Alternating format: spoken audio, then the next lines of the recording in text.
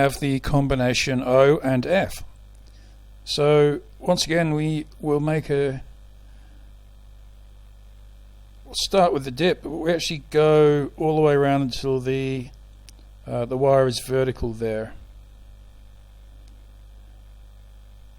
And now we grip the wire just after that dip and we bend it to the right, facing up to about 1 o'clock.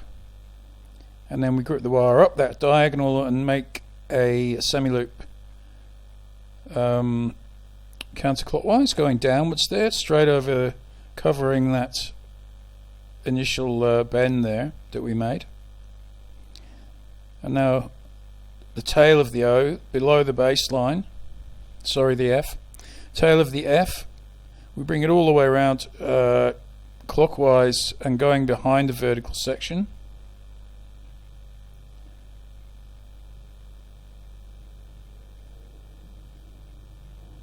And now just to finish it off, we make it level with the baseline. And that is the combination OF.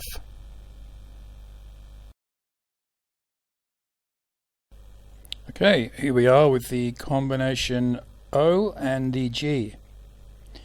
And once again, like the O and the A, and the O and the D, we start off the same way.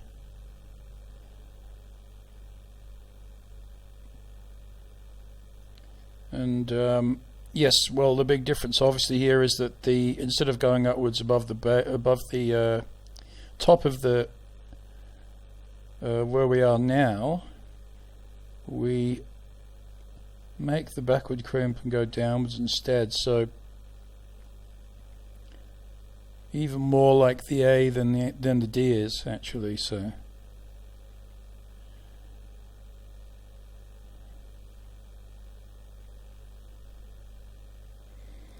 Okay, so now we make the backward crimp, go down below the baseline, and we're going to produce the tail of the G here. So grip the wire and make a clockwise semi-loop, 3/4 loop actually, going behind, sorry, not behind, in front of the structure here. Yeah, that's right, sorry. In front of the structure, and once again to the baseline, and there is the OG. Here's the combination of O and H. So this time we start with the dip as usual, and we go almost vertically but not quite. Nice smooth bend there, and now the top of the H goes down behind that previous bend you just made, and it goes down vertically. And now at the baseline we now make a forward crimp, almost a crimp, where we do close the gap but we do not crush it, so to speak. So now we make in the bottom part of the H, so we grab that doubled up section at the bottom there, and then we just make a semi-loop going around and coming down vertically. And now we just finish off with going to the baseline, and that is the OH combination.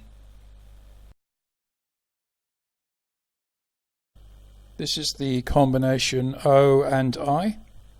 And this is different to most of the O combination letters. We go straight off the top of the O with no dip. And we're going to make the dot of the I first. So what we do is we judge the spacing, and then we bring the wire all the way behind to make the small dot. Now this is a little bit of a tricky bit. What we're going to have to do now is come down vertically, but in the middle of that, the bottom of that small circle there. So the easiest way to do that is actually flip the structure upside down, and then use the very tip of the pliers, put it through the small circle, and then just judge it so that the wire comes down now from the center of that little dot. A little bit tricky, but bit of practice, you should be fine. Let's see, how are we?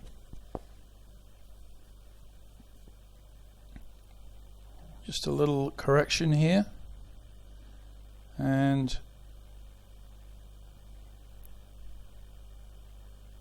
it's not totally in the center. This is the difficult bit. So I've opened the circle a little tiny bit there. Bring the wire down vertically again. And now what we do is we finish off to the baseline. So that is the combination O and I.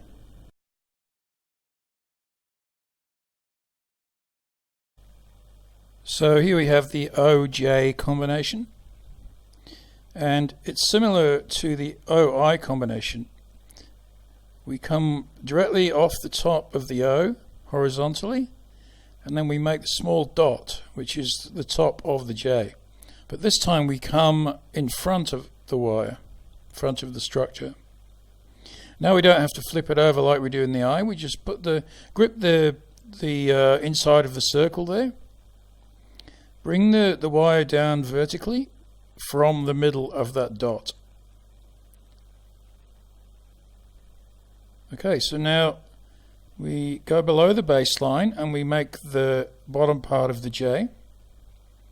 So that's a three-quarters loop, I should say. And we take the Y behind and then level with the baseline. And that is the OJ combination.